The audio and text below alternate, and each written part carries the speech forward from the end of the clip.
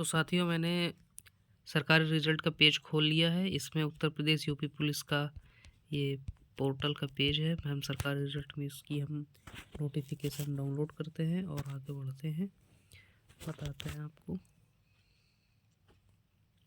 तो ये उत्तर प्रदेश सरकार, उत्तर प्रदेश पुलिस भर्ती एवं प्रोन्नति बोर्ड 19C तुलसी गंगा कॉम्प्लेक्स विधानसभा मार्ग लखनऊ उत्तर प्रदेश से निकाला गया है, जिसकी विज्ञप्ति सूची संख्या है PRB 1 ब्रैकेट में 150/2023 दिनांक दिसंबर 23 को ये सूची आई है।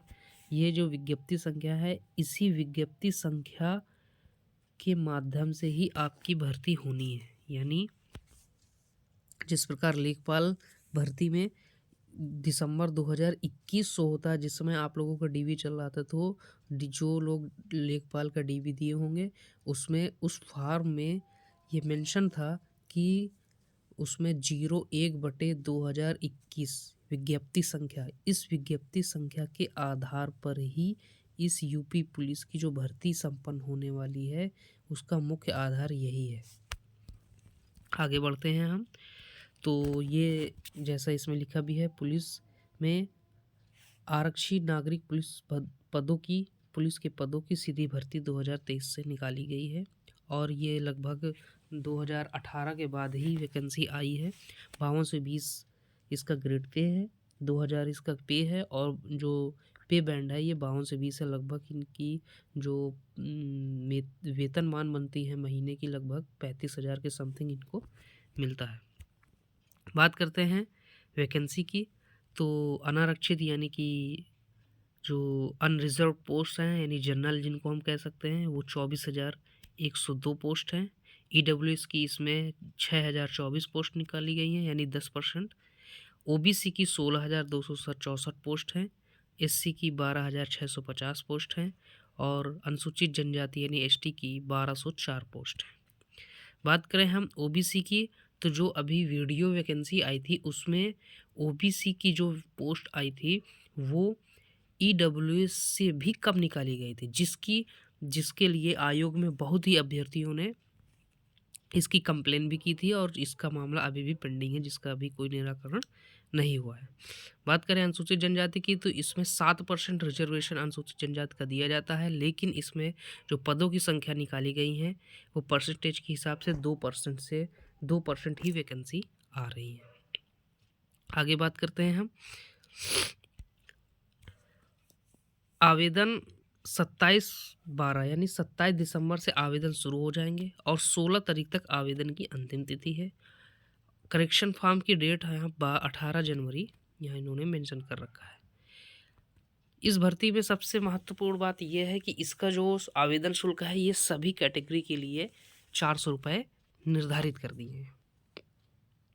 अब ये एक 400 रुपये निर्धारित कर दिए हैं, एक लोकसभा चुनाव का मुद्दा बन सकता है या लोकसभा चुनाव की वजह से ऐसा किया गया, क्योंकि जो निम्न स्तर के जो हमारी जो कैटेगरीज हैं जैसे SC ST, उसकी तो हमेशा जनरल और OBC की अपेक्षा कम फीस पड़ती है, लेकिन यहाँ इसका कोई प्रावधान नहीं है। ये एक प्रश्न इस वैकेंसी के लिए आगे बनेगा। बात करें अर्हताओं की, तो भारत का नागरिक होना चाहिए, ये जैसा हम सभी लोग जानते हैं। आगे बात करें शैक्षिक अर्हता। शैक्षिक अर्हता ये है कि भारत का किसी भी बोर्ड से हाई स्कूल और इंटर पास होना चाहिए और उसके पास, उस अभ्यर्थी के पास उसका सर्टिफिकेट होना अति अनिवार्य है। अगर वो पुराना भी है तब भी चलेगा, लेकिन होना आवश्यक है। अधिमानी अर्हता, ये अधिमानी अर्हता का मतलब ये होता है कि अगर दो समकक्ष अभ्यर्थी एक ही पोस्ट के लिए फाइट कर रहे हैं तो उन दोनों अभ्यर्थियों में जिन अभ्यर्थियों के पास ये डोएक का या नीलिट की तरफ से कंप्यूटर का O लेवल का सर्टिफिकेट होगा, या अपने प्रदेश स्तर की सेना यानी कि जैसे यूपी पुलिस हो गई प्रदेश स्तर की सेना, इसमें ये 2 वर्ष के कार्य कर चुके हों, या फिर इनके पास NCC का भी सर्टिफिकेट होना अनिवार्य है, तब इनको इसका लाभ मिलेगा। अगर इनमें से आपके पास कोई भी नहीं है तो आप ज़बरदस्ती क्या फिल ना करें, नहीं आगे जाके डीवी में समस्या हो सकती है। आयु का निर्धारण अभी तक बहुत बड़ी समस्या थी, बहुत पिछले 2-3 दिनों से जब से इसका नोटिफिकेशन जारी हुआ, ये सभी लोगों के मन में एक प्रश्न था कि कोरोना का जो टाइम पीरियड था उसमें कोई वैकेंसी नहीं निकाली गई, तो उसके बाद जो भी वैकेंसी आई उन सभी में सरकार द्वारा, चाहे वो सेंट्रल गवर्नमेंट की सरकार हो या यूपी गवर्नमेंट हो, प्रदेश स्तर की हो, उन सभी में 2 या 3 वर्ष की छूट दी गई है।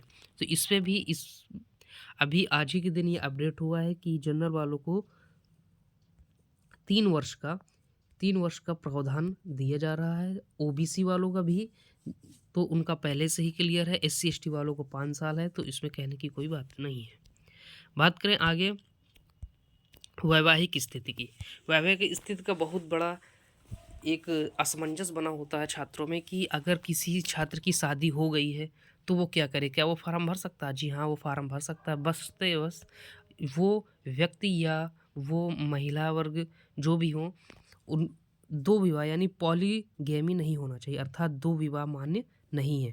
सिंगल विवाह हो, या अगर सिंगल विवाह हो और पुरानी पत्नी या पति से डिवोर्स हो गया हो तो उसके पास उचित और लीगल सर्टिफिकेट होना अनिवार्य है।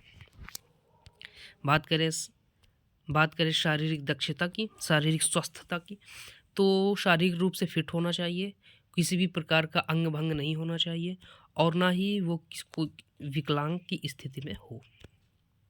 अगर किसी के पास ये भर्ती में अगर आप अप्लाई करना चाहते हैं तो आप अपनी फिजिकल फिटनेस एक बार देख सकते हैं। कोई हाथ का टेढ़ा होना, उंगली का टेढ़ा होना या पैर का या फ्लैट फीट होना, ये सब नहीं चलता है। बात करें अब जिसका जो मुख्य प्रश्न है कि भर्ती का फार्म कहाँ से भरा जाएगा, तो उसकी वेबसाइट है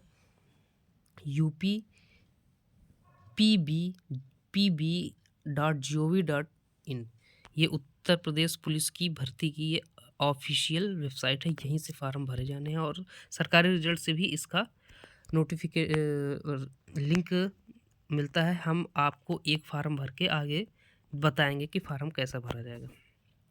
तो गलती और जल्दबाजी करने की ज़रूरत नहीं है। 27 तारीख से फार्म स्टार्ट होंगे, मैं एक फार्म भर के आप सभी को बताऊंगा, तो आप अपने हिसाब से देख लीजिएगा। बात करें लिखित परीक्षा की, तो 300 नंबर की लिखित परीक्षा होगी। उस 300 नंबर की लिखित परीक्षा में जिनमें से सामान्य ज्ञान के प्रश्न, सामान्य हिंदी आएगी, तार्किक परीक्षण आएगा और मानसिक योग्यता की यानी कि वो व्यक्ति मानसिक रूप से कमज़ोर तो नहीं है या साइको तो नहीं है, तो ऐसा ये साइको का एक टेस्ट हो सकता है, साइको वाला। इन सभी प्रश्नों को कुल मिला के प्रश्नों की संख्या होगी 150 प्रश्न होंगे और 300 नंबर के होंगे, यानी प्रत्येक प्रश्न 2 नंबर का होगा। माइनस मार्किंग की बात करें तो 1/4 माइनस मार्किंग होगी, यानी 0.5 नंबर कट जाएगा आपका अगर 4 प्रश्न सही करते हैं और 1 प्रश्न गलत कर देते हैं।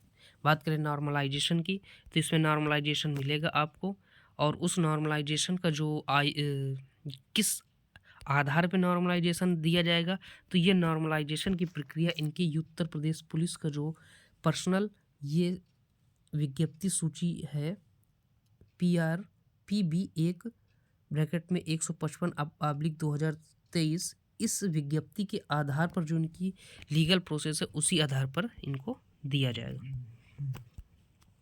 बाकी इसका जो मोड होगा एग्ज़ाम का वो ऑफलाइन मोड होगा, और ऑब्वियसली बात यह है कि 20-25 लाख तो फॉर्म पड़ना स्वाभाविक है, क्योंकि इतने सालों बाद वैकेंसी आ रही है, तो कई चरणों में और कई दिनों तक ये परीक्षा चलने वाली है।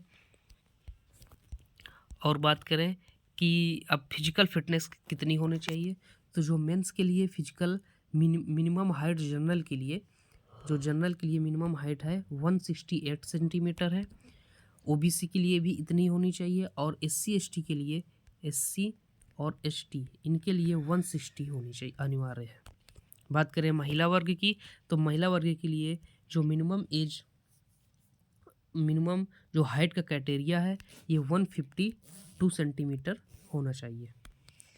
बात करें अब इनके जो फिजिकल की और जो सीने की बात करें तो 79 से 84 सेंटीमीटर के बीच जनरल सीना फूलना चाहिए जो पुरुषों में है, और महिलाओं का तो मान्य नहीं किया जाता है। बात करें इनकी जो आगे क्या होने वाली है फिजिकल दौड़, सबसे पहले इनका लिखित एग्ज़ाम होगा, उसके बाद इनका लिस्ट जारी होगी। लिखित एग्ज़ाम के लिए 2.5 गुने बच्चे बुलाए जाएंगे इनको। जो 2.5 गुने बच्चे आएंगे उनमें से इन सभी का आगे जाके फिजिकल टेस्ट होगा जिसको हम बोलते हैं पीईटी यानी फिजिकल इफ़िशिएंसी टेस्ट। उसमें फिजिकल इफ़िशिएंसी टेस्ट में जो पुरुष होंगे वो 4.8 किलोमीटर की इनकी दौड़ होगी, और कितने मिनट में 25 मिनट में इनको 4.8 किलोमीटर दौड़ना होगा।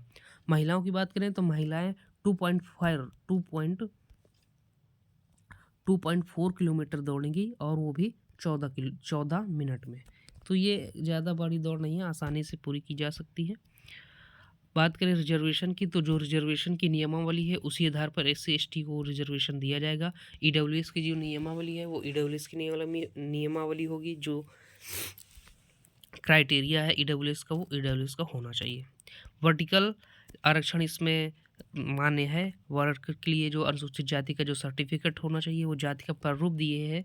फार्म भरने से पहले इस जाति के प्रारूप का आप किसी जिलाधिकारी, अतिरिक्त जिलाधिकारी, सिटी मजिस्ट्रेट, उप जिलाधिकारी, मजिस्ट्रेट, तहसीलदार, समाज कल्याण अधिकारी, इनमें से किसी एक का इस प्रारूप में आपको काउंटर साइन करवाना अनिवार्य है, क्योंकि जब DV होगी तब आपका इसी प्रारूप में आपका जाति प्रमाण पत्र देखा जाएगा। ये विशेष ध्यान देने वाली बात है SC और ST के कैंडिडेट्स को। मैं आपको दिखाना चाहूँगा ये उत्तर प्रदेश की अनुसूचित जाति तथा जनजाति के लिए प्रमाण पत्र, जाति का प्रमाण पत्र इसी परिशिष्ट 2 में इसी आधार पर लिया जाएगा। EWS का जो आपका बनता है वो EWS के लिए है। ये हमारा OBC का है, ये OBC का होना चाहिए। इस प्रकार का फॉर्मेट, इसमें काउंटर साइन करवा के ये पूरा भर के आप पहले से पहले करवा लें। ये स्वतंत्रता सेनानी के लिए है जो होंगे। और ये हमारा EWS का प्रारूप है जो आपका पर साल के लिए जो बनता है वो भी, और उसके साथ इस फॉर्मेट में भी आपका एक काउंटर मोहर होना अनिवार्य है। बात करें ये तो प्रमाण पत्रों की बात हो गई। अब बात करते हैं हमारा जो फार्म भरने की, जो फार्म भरा जाएगा वो कैसे भरा जाएगा, तो इसके विषय में मैं एक डिटेल वीडियो लाऊंगा और एक फार्म मैं आपको भर के बताऊंगा। उसके बाद आप सभी लोग अपना फॉर्म भर लेंगे।